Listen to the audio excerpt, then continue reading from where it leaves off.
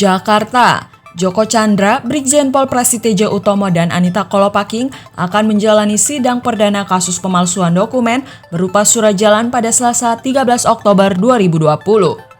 Sidang yang digelar di Pengadilan Negeri Jakarta Timur itu akan dilakukan secara virtual. Kepala Seksi Intel Kejaksaan Negeri Jakarta Timur, Adi Wirabakti, mengatakan jaksa penuntut umum telah siap membacakan dakwaan untuk 3 tersangka.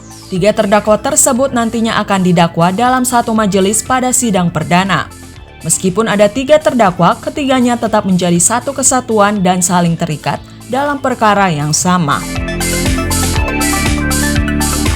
Sementara itu, Humas PN Jakarta Timur, Alex Adam Faisal, memastikan hanya ada satu majelis hakim dalam persidangan perkara surat jalan dan dokumen palsu Joko Chandra.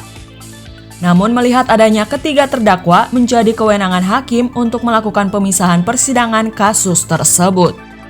Dalam persidangan nantinya, Hakim Muhammad Sirat akan menjadi ketua majelis didampingi dengan anggota lainnya, yakni Hakim Sutikna dan Hakim Lingga Setiawan. Tersangka Joko Chandra akan didakwa primer pasal 263 ayat 1 berhubungan pasal 55 ayat 1 ke 1, berhubungan pasal 64 ayat 1 KUHP, dan subsider pasal 263 ayat 2 berhubungan dengan pasal 64 KUHP. Sedangkan atas terdakwa Brigjen Prasetyo didakwa dengan pasal sangkaan ke-1 primer pasal 263 ayat 1 berhubungan pasal 55 ayat 1 ke 1 berhubungan pasal 64 ayat 1 KUHP, dan subsider kedua pasal 426 ayat 2 berhubungan pasal 64 KUHP, dan ketiga pasal 221 ayat 1 kedua berhubungan pasal 55 ayat 1 ke 1 KUHP.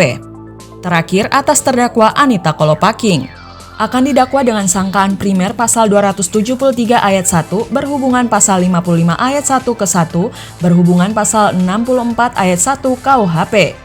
Subsider kedua pasal 263 ayat 2 berhubungan pasal 64 KUHP. Dan ketiga pasal 223 berhubungan pasal 64 KUHP.